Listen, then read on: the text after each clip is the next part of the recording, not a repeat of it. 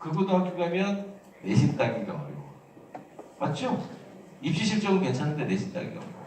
그 다음에 그 고등학교 가면 내신은 조금 수월한데 그 학교 자체가 입시 실적이 안 좋아. 그래서 고민하실 거 아니에요.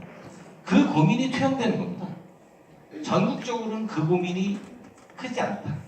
이를테면 창원대나 경상대나 뭐 그 다음에 이제 동아대나 별로 그거에 대한 그 불편함이 없는 거야. 근데 여기는 그 불편함이 있는 거죠. 내가 전해신을 믿어야 돼? 라는 질문을 스스로 하고 있는 거야. 내가 그 내신을 왜 믿어야 돼? 그러면 A 고등학교 갔을 때와 B 고등학교 갔을 때 이를테면 이쪽에는 이제 MS 고등학교가 조금 그나마 좀 낫죠. 어딘지는 제가 좋은 때는 적시하잖아요. 얘기해야 돼요? 그 MS니까 앞에 M은 대통령이랑 성이 같아요. 그리고 뒤에 S는 뭔지는 전 설명하지 않겠습니다. 이렇게 되겠죠. 그죠? 이렇게 되면 거기에 있는 내신 2등급과 그죠? 그 다음에 이제 내서 제1고등학교에 있는 아이의 내신 2등급은 동일한가요? 내서 안 산다고 바로 찌르고 나오네. 동일하지 않죠. 그것을 반영하는 겁니다. 그러면 밑에 건 뭘까요? 전국적으로는 8만 명뿐이 안 되면 24%인데 11개 대학으로 형 47% 나와요. 저거 재밌어요. 11개 대학에서 다시 8개로 줄이면 52%, 다시 3개로 줄이면 60%. 그러니까 내신을 쓰기는 쓰는데 내신만 쓰지 않겠다는 의지가 굉장히 강한 거죠. 이걸 보여드리려고 한 거고요. 논술도 이렇게 보시면 전국적으로는 3.8%인데 11개 대학 기준으로는 16.8%인데 이것도 재밌죠. 11개 대학은 뒷산이 큰 대학이 있고 그 다음에 이제 안암동에 있는 호랑이를 참수한 로고 쓰는 대학 있잖아요. 모르세요? 호랑이를 참수해가지고 대가리만 쓰잖아요. 그러니까 호랑이 몸통 보신 적 있어요? 그 두 학교는 논술을 하지 않아요. 그러면 사실상 9개 대학인 건데 2개 대학이 들어온 거잖아요. 그 2개 빼고 나면 이제 20%가 넘어갑니다. 그런 이제 포인트가 있는 거죠. 이렇게 이제 이거는 그냥 보시기만 하고요. 그럼 입시 트렌드에 대한 이제 왜 대학이 자꾸 수시에서는 학생부 종합을 늘리고 정시를 자꾸 줄일까? 이걸 이해하셔야 아이들의 미래를 바라보는 눈도 생기겠죠. 첫 번째는 아이들이 살게 될 세상인데요. 그건 엄마 아빠들이 이미 다 알고 있어요. 아이들이 살게 될 세상은 어떤 세상인가요? 자, 이를테면 혹시 영어로 뭔가를 번역하실 일이 있으신가요? 혹은 영어를 한글로 해석해서 보실 일이 있으신가요? 이따 하세요. 지금 있어 보이게. 그럴 적에 사전 잡습니까? 아니면은 구글이나 네이버 파파고를 엽니까? 그죠? 그럴 수밖에 없죠? 예. 그러면 아이에게 영어 단어를 몇 개를 더 잘 외웠는가, 얘가 영어 문장 구조를 어떻게 이해하고 있는가 시험 가서 점수를 매기는 게 정상적입니까? 아니면 파파고나 구글 번역기를 잘 쓰게 하는 게 정상입니까? 그죠? 그 다음에 또 하나는 이제 인공지능이 이제 등장하는 시대죠. 이세돌이 질 때 저는 쇼크를 받았어요. 쇼크 받은 건 하나면 뭐냐면 내가 읽었던 수많은 문헌에서 뭐라고 쓰여져 있었냐면 체스는 오목 있잖아요. 컴퓨터랑 오목도서 이길 수 있어요? 못 이기잖아요. 경우의 수가 많지 않아서 인간이 컴퓨터를 못 이기다 이렇게 돼 있었고 바둑은 다르다고 써 있었어요. 다. 바둑의 경우의 수는 361 팩토리알이라 이걸 우주의 기원에 해당되는 숫자에 근접한다. 못한다 그랬거든요. 근데 지는 걸 보고 충격받았어. 그때 내가 창원에서 일 끝나고 서울 올라간 KTX 안에서 조그만 스마트폰으로 보면서 패닉에 빠진 거예요. 내가 도대체 어떤 세상에 살고 있는 거지? 야, 정말 내가 살고 있는 세상 눈부셔요. 너무 눈부셔서 가끔 정신이 없어요. 신문지 구겨서 닦다가 한 장짜리 달력을 닦다가 한 겹짜리 휴지를 닦다가 두 겹짜리 휴지를 닦다가 이제 B 됐어요. 이 눈부심에 대해서 내가 어떻게 해석하고 받아야 될지 모르겠어요. 그죠? 근데 그건 확실한 것 같아요. 인공지능 업체랑 저희가 입시 프로그램 개발하고 그러잖아요. 걔 때문에 항상 깜짝 놀라요. 저희 회사가 좀 데이터를 많이 씁니다. 많이 쓰고 저희가 텍스트가 많아요. 원고가 5만 장이 넘거든요. 모든 걸 분석해 놓은 게. 몇 년 쌓였으니까 해마다 5만 장이 미쳤지게 몇 년 쌓였잖아요. 그 다음에 이제 입시 데이터 수천만 건이 돼요. 얘가 학습하는데 데이터 주세요라고 찾아왔을 때 해봐라고 줬어요. 500만 건을 분석해갖고 얘가 숙제해갖고 했는데 5시간 걸렸어요. 그때부터 내가 패닉이 또 한 번 시작된 거예요. 심지어는 2016년, 17년, 18년 입시 구조를 짜놓고 2019년 거를 네가 가서 조사해서 분석해. 그랬더니 이 인공지능은 스크립터를 자기 손발이 있어요. 컴퓨터 프로그램. 얘들을 시켜가지고 모든 대학 입학처 가서 자료를 갖고 와가지고 우리 회사 분류 기준으로 쫙 정리해내는데 저희가 보통 그거 3명이 3개월 걸려서 하는 거거든요. 얘는 이틀 만에 끝내서 왔어요. 그러니까 모든 게 충격의 연속이에요. 얘가 커트라인만 반응하겠지라는 것도 오해였어요. 우리 회사에 빗다는 워크북도 있거든요. 워크북도 있어요. 애들이 학생부 기록 관리하는 워크북도 있고 자기 입시 노트를 설계하고 자기 스스로 할 수 있게 해준 워크북들이 있는데 이 워크북 학습하는데도 전부 글이잖아요. 3주 안에 이걸 다 이해하고 제가 이걸 이렇게 이해했는데 이렇게 대화를 하면 됩니다. 얘는 또 자기 채팅 로봇을 갖고 있어요. 그리고 나를 만날 적에는 채팅 로봇을 보내요. 그래서 나한테 말을 시켜 이 자식이. 그리고 내가 뭐라고 대답을 하면 예스, 내가 싫어 이러면 그럼 좀 이따 할까요? 여기에 죽어요 내가. 무서운 게 이제 나올 겁니다. 이런 세상에 아이가 수학 문제를 몇 개를 풀어서 맞췄다. 중요한가요? 그럼 거꾸로 이해가 됩니다. 지금 시대의 교육의 포인트는 아이는 자기가 전달하고자 하는 메시지와 상대방이 나에게 전달하는 메시지를 정확히 이해하는 힘이 필요한 거죠. 그래야 인공지능을 지도할 테니까. 수학은 어떻게 되죠? 개념과 원리를 굉장히 꽉 틀어지고 오히려 자기가 문제를 인공지능한테 던져야 되는 거잖아요. 야, 이런 거 수식 성립하겠어? 한번 풀어봐. 이런 게 필요할 겁니다. 그죠?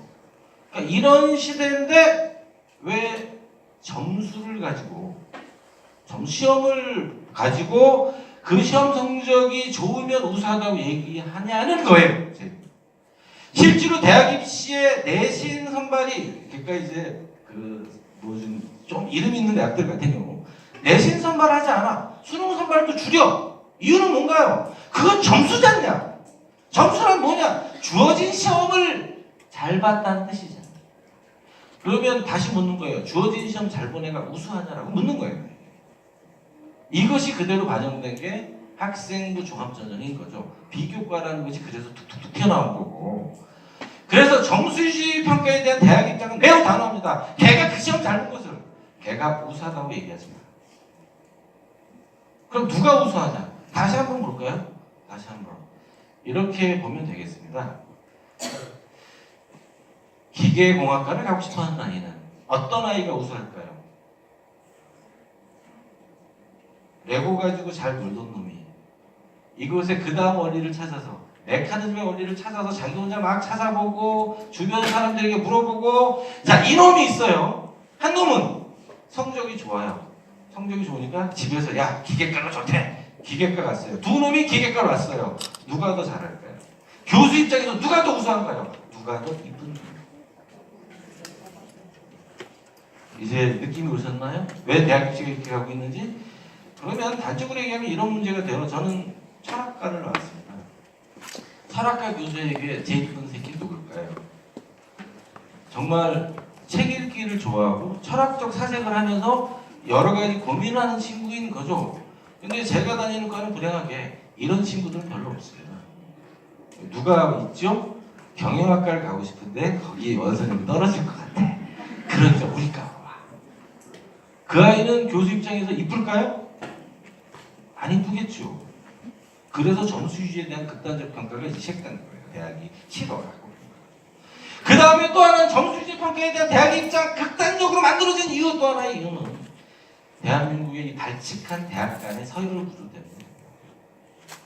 아니 그 대학이 도대체 뭐가 문제길래 그 지랄들을 하는지 모르겠지만 이렇게 하죠. 그냥 통계를 써야 될 것 같아요. 뒷산이 매우 큰 대학, 제법 큰 대학, 제일 큰 대학은 아니라겠죠. 매우 큰 대학 합격자를 가장 많이 배출한 학교는 어딜까요? 서울영재고, 용인외대부속고등학교, 하나고. 아이 잘해야 여기는 50명에서 60명. 1등은 누구냐면 200명 이상 합격시키는 학교가 하나 있어요. 연세대학교. 2등은 여기가 내가 학교라고 그랬잖아. 서울대학교에 가장 많은 숫자를 합격시킨 학교는 어디냐고 물어봤죠. 고등학교라고 안 했잖아. 2등은 어딜까요? 당연히 그 다음 대학. 3등은 그 다음 대학이 워낙 조그마니까 수석 졸업한 학교는 학교가 작잖아요. 조그만 대학 빼고 그 학교예요. 삼성이 인수한데 지금 아직도 돼 있습니다. 재밌는 거는 4등이죠. 4등은 서울대 합격자를 가장 많이 배출한 학교 4등은 서울대. 어떻게 생각하십니까? 여기까지가 100명 이상을 합격시킨 학교들이에요. 이 사태를 어떻게 하실래요? 대학이 점수주의 평가를 극도로 꺼리는 이유 아시겠죠? 정시로 뽑아놔 봤자. 자, 아까 성균관대 경희대학교 국문과 커트라인이 어떻게 됐습니까? 6개에서 7개였죠. 걔 입시 목표가 거기가 아니었다는 뜻이죠. 걔는 필연적으로 뭘 선택하게 됩니까? 한 번 더 수능을 보고 싶어 하게 되죠. 맞습니까? 그러면 경희대학교 국문과는 애써서 뽑아놨는데 100명을 뽑아놨는데 100명이 다닐까요? 안 다닐까요? 뽑고 싶을까요? 이제 이해하셨으면 됩니다. 왜 대학들이 정시를 자꾸 줄이는지, 왜 대학들이 내신 선발을 안 하는지 이제 확실히 이해하셨죠? 대학이 안 뽑겠다는데 그걸 뽑으라고 하지 마세요. 왜냐하면 이 통계를 공개하기를 원하시는 거예요. 그러면 연세대학교가 얼마나 창피하겠어요. 의료대학교가 얼마나 창피하겠어요. 이 통계가 더 갈까요? 서울대학교 인문대는 무슨 죄가 있어요? 무슨 죄가 있냐고요. 이 통계를 다 꺼내는 건 우리의 민낯이 확 드러나는 거예요. 도대체 우리가 무슨 짓을 하고 있는지. 그래서 제일 좋은 건 뭐라고요? 누구나 다 대학에 도전하는 이 시대는 불행한 거 맞다. 내 아이가 대학을 안 가고 살 수 있는 세상을 한번 만들어보자. 요것이 이제 우선이고요. 그럼에도 불구하고 대학을 가겠다 그러면 이제 이해하긴 하는 거예요. 누가 우수합니까? 이제 느낌이 오셨죠? 아이들이 살게 된 이 시대를 리드할 놈은 시험을 잘 치는 놈은 아닐 거라는 거예요. 그러면 이게 이제 입시의 베이스가 되는 겁니다. 입시의 베이스가 이제 우수한 아이는 누구냐? 이렇게 설명할 수 있으면 좋겠다. 이거 그 대학이죠? 뒷산이 큰 대학? 수의사라가 꿈이다 라고 아이가 말을 했다면 엄마들이 해줄 일은 이런 거죠. 수의사가 도대체 뭐 하는 건지를 알려주는 거예요. 알려주지 않으면 어떻게 되죠? 애들은 너는 왜 수의사가 꿈이야? 그리고 고3 때 내 앞에 와서 꿀밤 맞고 가는 놈들이 있어요. 눈물이 쏟고 넌 안 돼 새끼야. 원산해지 마. 어떤 경우냐면 수의사가 왜 꿈이야? 라고 내가 물어봤는데 이렇게 이야기를 해요. 비 오는 날 집에 가는데 담장 밑에 개새끼 고양이 새끼가 비를 맞고 오돌오돌 떠는 걸 보면서 생명에 대한 보편적인 동정심이 생겨. 저 개새끼야 고양이 새끼를 내가 구원하리라. 내가 죽여버리죠. 그거는 초등학교 6학년에 잘 쓴 수필인 거지. 그게 어떻게 꿈이냐? 맞죠?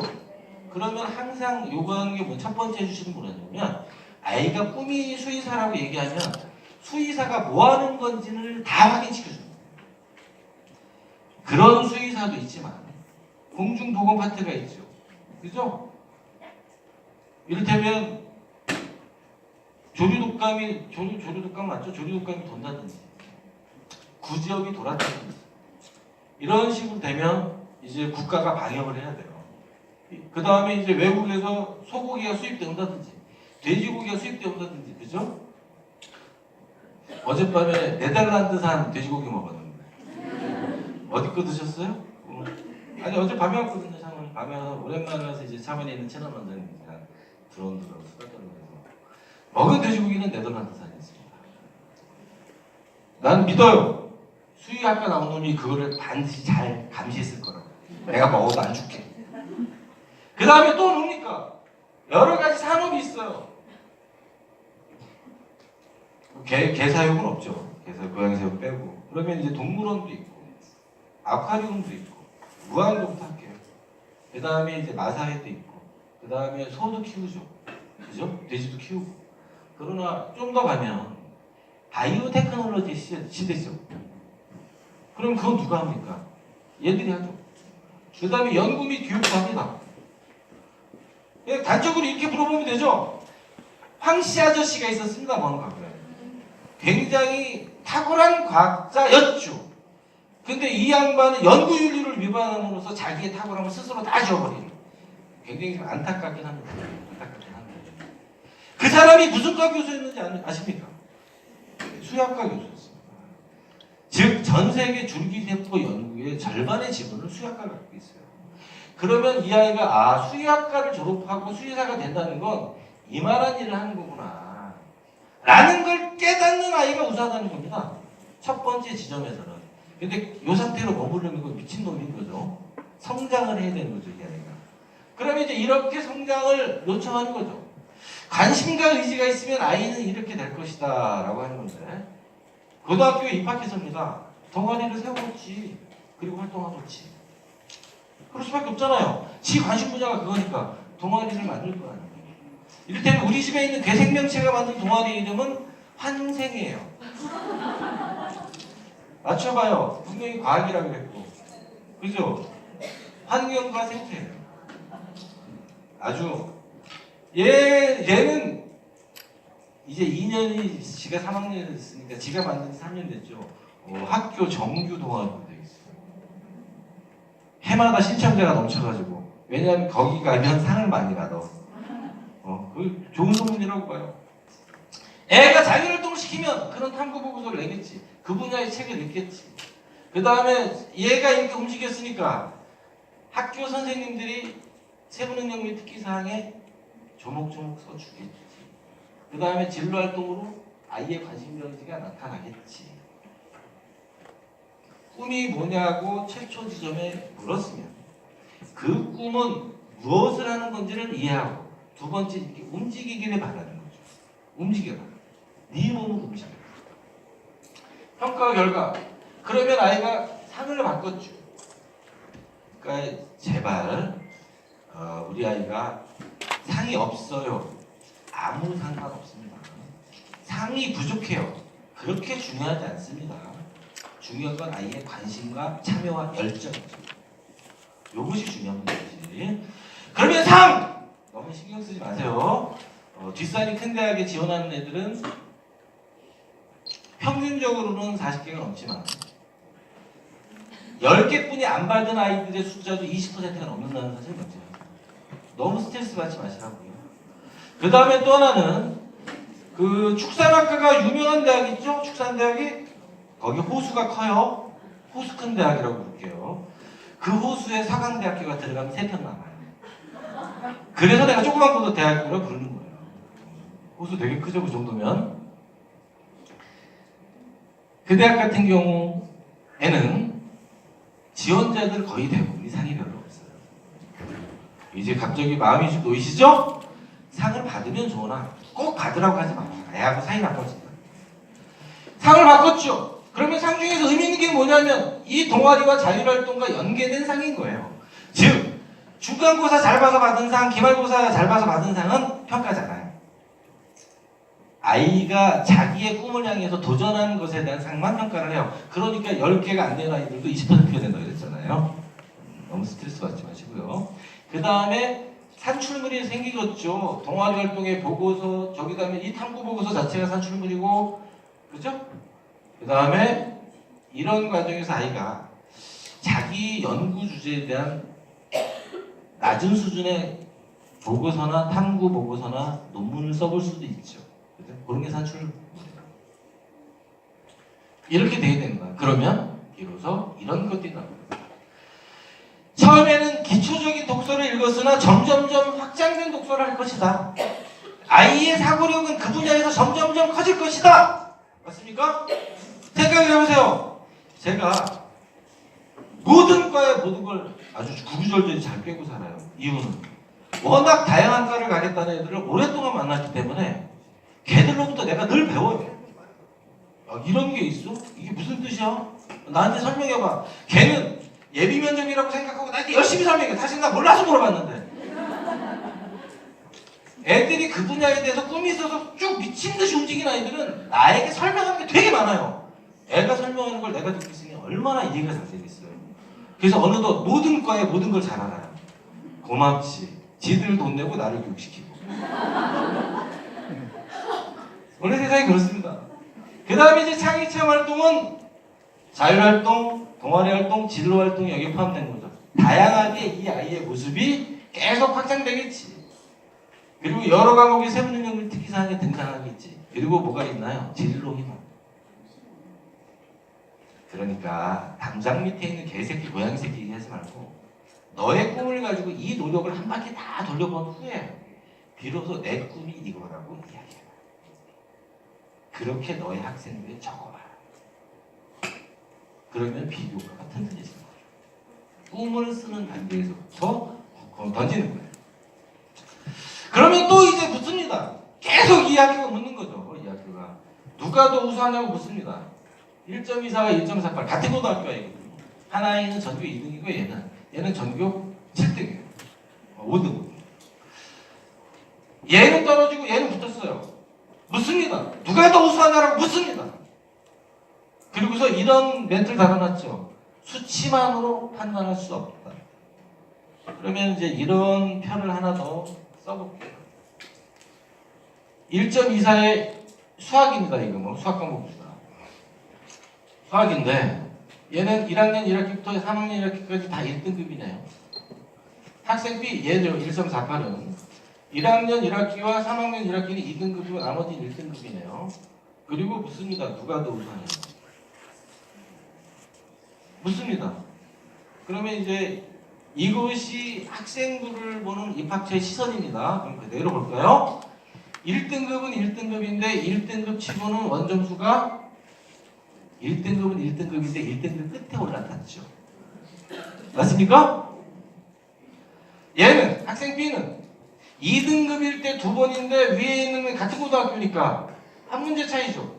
한 문제 차이고 2등급일 때조차 가장 위에 있죠. 근데 1등급일 때라고 이렇게 가죠. 그러니까 다시 한번 볼게요. 세부 능력 및 특기사항에 이렇게 쓰여져 있어요. 실제로 성실하고 차분하게 수업에 대한 집중력이 뛰어나며 이렇게 쓰여져 있는 아이가 1.24A. 밑에 아이는 논리적인 이해력이 타의 추종을 불허하며 그 뒷문장은 뭐냐면 수학적 의사소통 능력이 탁월하여 자기 주변의 모든 친구들의 수학 문제를 풀어주는 멘토로 활동하고 이렇게 쓰여져 있어요. 뭡니까? 그럼 이제 이런 설명이 가능할까요? 얘는 그 고등학교에서 공부를 잘하는 아이예요. 맞죠? 밑에 있는 아이는요. 수학이 탁월한 아이예요. 이 문장은 구분하실 수 있겠어요? 구분하셨습니까? 상원이 엄마 아빠들의 투자 대비 입시 실적이 잘 안 나와요. 아이들은 아무 죄가 없어요. 엄마들도 아무 죄가 없어요. 죄는 누가 짓고 있냐면 학교가 짓고 있는 거죠. 그러면 상원에 있는 고등학교들이 학생부 비교과 관리를 안 해주냐? 아니요, 잘해줘요.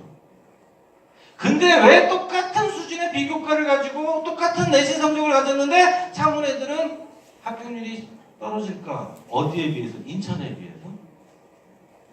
인천 애들이 창원 아이들보다 수능이 평균적으로 3문제를 더 틀리거든요. 전체 평균에서 3문제를 더 틀린다는 건 굉장한 차이가 있다는 뜻이에요. 근데도 불구하고 인천 애들은 입시 실적이 되게 좋아요. 창원 애들은 입시 실적이 안 좋아요. 설명 어떻게 하실래요? 인천도 거기 시장이 그 빨간 옷 입고 다니는 사람인데 여기도 빨간 옷 입고 다니는 사람 아닌가? 그럼 그것도 없고 둘 다 바다가 있고 맞나요? 둘 다 자유무역 시대가 있고 평균 수입은 어디가 높아요? 차원이 높아요. 아, 돈이 많으니까 꼭 그 좋은 데 안 가도 되잖아요 이런 뜻인가? 이유는 여기서 갈립니다. 인천에 있는 고등학교들은 평균을 60점대로 늘 묶어요. 60점 초반대로. 그래서 표준 편차를 맞춰요. 근데 창원에 있는 고등학교들은 어느 학교를 가든지 평균이 72에서 76이에요. 그리고 표준 편차가 커요. 그러다 보니까 어떻게 됩니까? 공부를 잘하는 애와 아주 잘하는 애, 탁월한 아이와 잘하는 아이와 조금 잘하는 아이가 구분이 안 가요. 창원에 있는 애들. 인천은 어떻게 되죠? 매우 잘하는 애를 확실히 구분시켜줘요. 요 차이입니다. 이렇게까지 얘기 쓰면 이제 내가 창원의 변화를 기대해도 될까요? 평균이 높은 곳이 유리하지 않습니다. 그러면 매우 잘하는 애와 잘하는 애와 조금 잘하는 애가 구분되잖아요. 즉 탁월한 아이가 보이지가 않아요. 다 뭉개져가지고. 그 차이입니다. 그거에 대한 설명입니다. 그 학교에서 공부를 잘하는 이 아이는 안 뽑는다. 수학이 탁월한 아이는 뽑는다. 이해하셨으면 됩니다. 그럼 이 세미나 때 제가 가만히 있었을까요? 팀장님한테, 그쪽 발표한 팀장님한테 그랬겠죠. 얘가 성실한 게 죄는 아니지 않냐. 성실한 아이도 뽑아야지. 그때 그 팀장이 저한테 한 말입니다. 대표님, 저희 학교 모집 정원 3,000명이에요. 대표님 식으로 하려면 우리 모집 정원 6만 명으로 늘려주시던가. 그래서 제가 기다려. 내가 13년 내에 6만 명 늘려줄게. 방법은 없습니다. 방법은 없는데 국공립 때 통합시켜버리면 돼요. 통합시켜버리면 돼요. 기계과는 부산에만. 그죠? 서울 지금 현재 서울에는 인문대만. 이게 제일 좋은 거거든요, 인문대가. 왜요? 의대는 충북대만. 의대, 충북대 좋잖아요. 태양의 후예 거기서 찍었으니까. 나도 좀 그런 편향은 좀 있어야지. 그러면 화학은 전남대만. 여수화학단지가 거기 가까우니까. 그죠? 이렇게 하면 6만 명 되겠죠? 그날이 올 때까지. 그날을 꼭 오겠죠.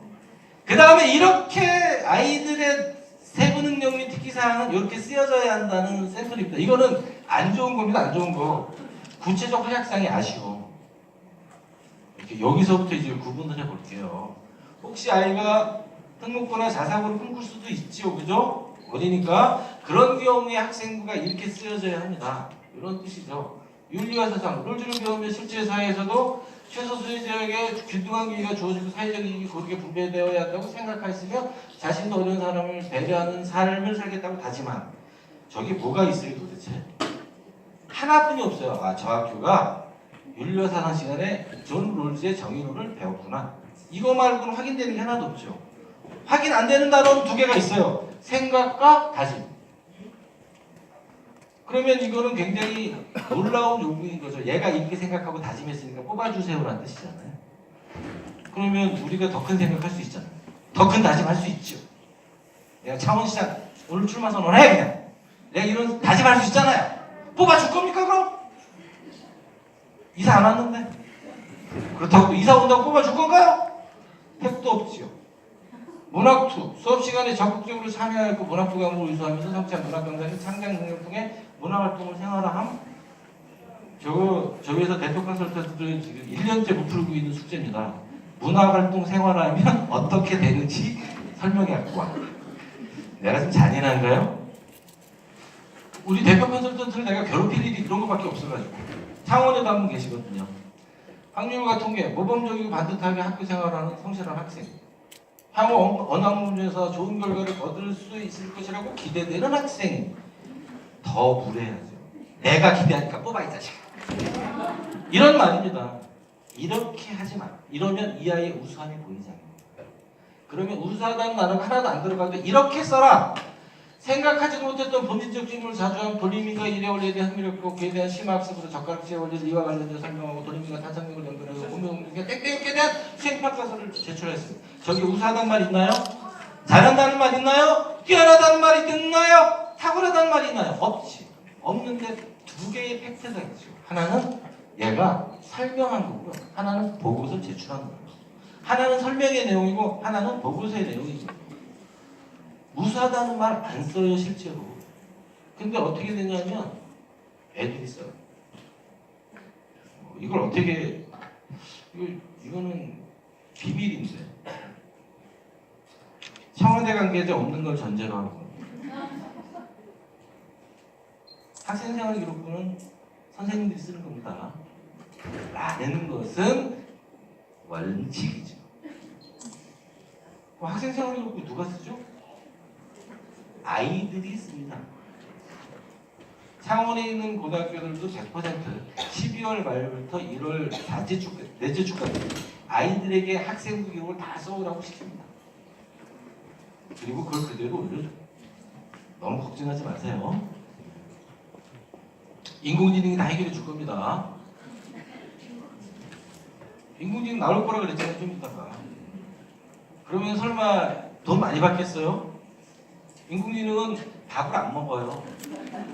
아까 우리 둘째도 뒤지기 처먹어가지고 뻑하면 바깥 뜯어간다 그랬잖아. 얘는 전기만 꽂아주면 돌아가요. 그러면 1년 내내 하는데 1년치 전기세만 받을 거예요. 각자. 그럼 우리나라하고 전기세가 그렇게 비싸지 않으니까 많이 안 내겠죠. 과학입니다. 생명 환경에 대한 관심이 높으면 자연과학에 대한 신문기사를 읽거나 독서를 많이 하여 과학적 상식이 풍부한지 누가 알아? 이건 아무도 모르는 얘기야. 특히 DNA 복제전사 번역 과정과 생명체 유전적 다양성 확보 방법에 대해 보고서를 작성하며 진료에 대한 확신을 보임. 팩트는 하나죠. 보고서를 작성하는 것 뿐이에요. 그러면 여기에는 그런 하나가 더 있어요. 상식이 풍부한지 아닌지는 아무도 몰라요. 근데 이건 알아요. 신문기사 읽거나 독서를 많이 했다 분명히 쓰여져 있죠. 이 순간 입학사정관은 이 아이의 학생부 기록 9번 독서 기록 확 넘어가요. 그래서 이 말이 사실이면 오가 되고 거기에 딱까지 책이 없으면 개새끼가 되고 개뻥이죠 개뻥. 그죠? 요 차이가 있는 거죠. 그러니까 이런 거를 잘 기록하는 게 이제 우수한 아이다라는 뜻이에요.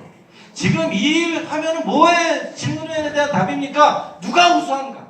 지금 대학들은 어떤 아이가 우수하다라고 하는가에 대한 거죠. 즉 이렇게 한번 고민해봐라. 학업 역량, 전공력 합성, 학업태도, 인성 이 순서는 아무 상관이 없어요. 왜냐하면 저는 학업태도를 가장 중요하게 여기고요. 그죠? 어떤 이는 전공력과